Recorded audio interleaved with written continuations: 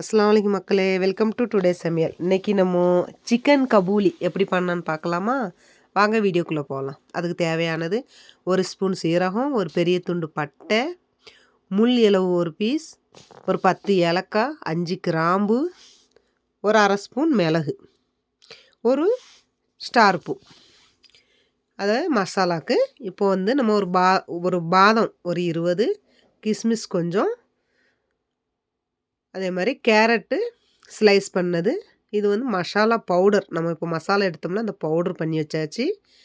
ஒரு அரை ஸ்பூனு தனியா, 4 பெரிய வெங்காயம், ஒரு 5-6 பச்சை மிளகாய், 1 கிலோ சிக்கன்.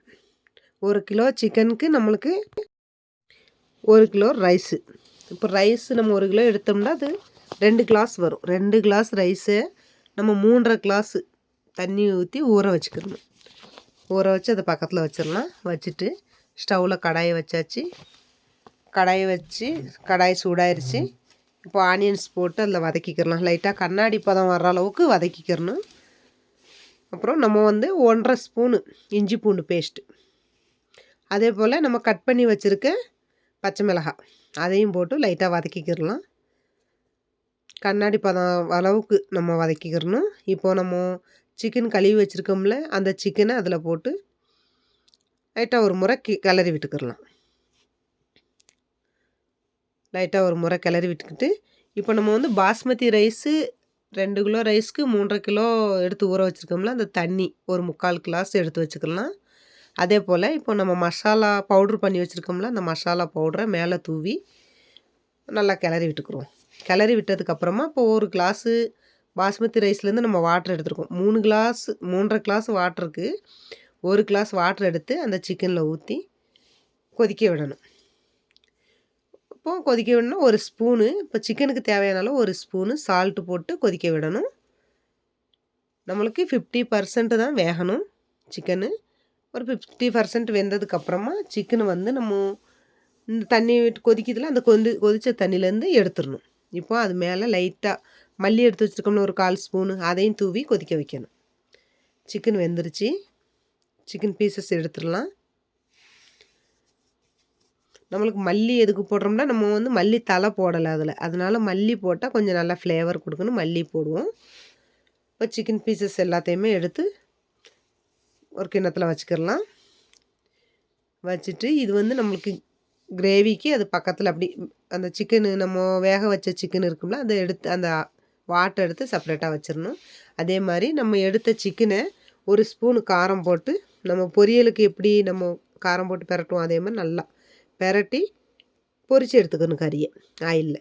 ஏன்னா இப்போது 50% குக் ஆயிடுச்சு தண்ணியில். இப்போ 25% நம்மளுக்கு குக் ஆகணும். 25% ஆயிலில் குக் பண்ணிக்கிறலாம். ஆயிலில் ஃப்ரை பண்ணிக்கிட்டு இப்போது சிக்கன் பீசஸையும் எடுத்து ஒரு கிண்ணத்தில் எடுத்து வச்சிடலாம்.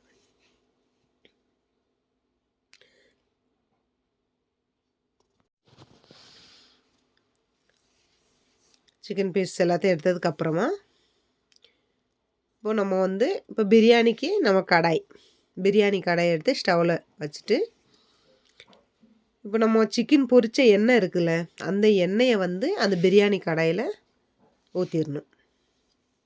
நம்ம வந்து சிக்கன் ஃப்ரை பண்ணது அந்த ஃப்ளேவர் நம்மளுக்கு வெளியே கொடுக்காது. அதனால நம்மளுக்கு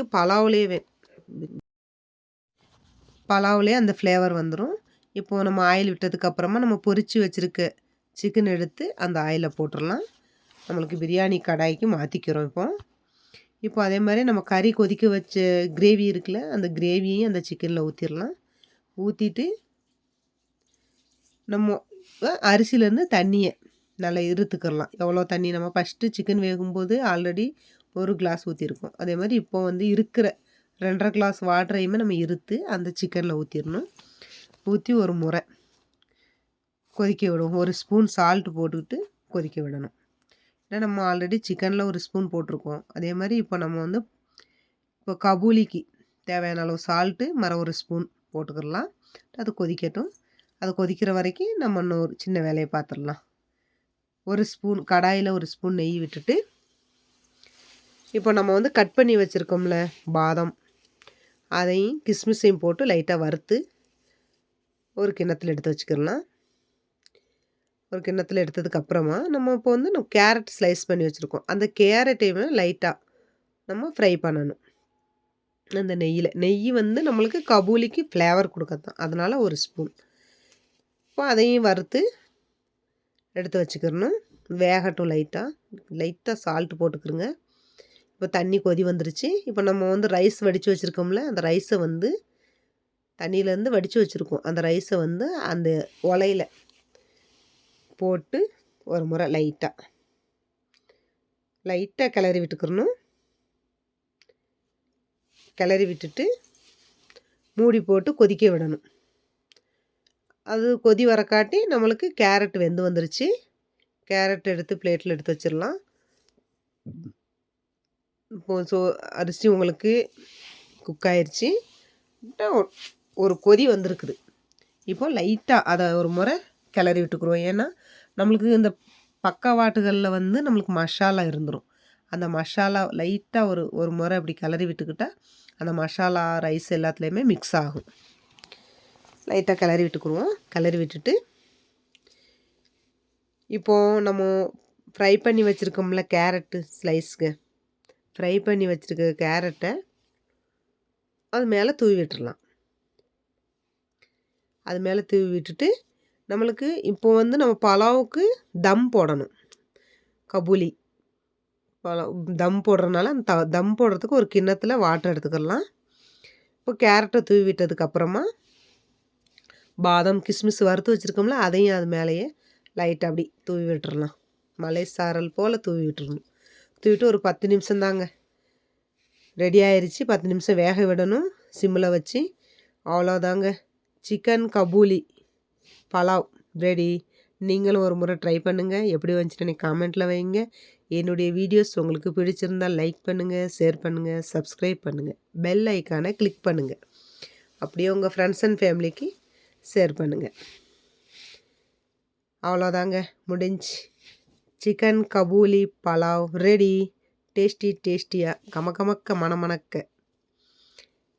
பேரும் வெரைட்டி, அதே மாதிரி டேஸ்ட்டும் வெரைட்டி. நீங்களும் ஒரு முறை ட்ரை பண்ணுங்கள். எப்படி வந்துச்சுன்னு எனக்கு காமெண்ட்டில் வைங்க.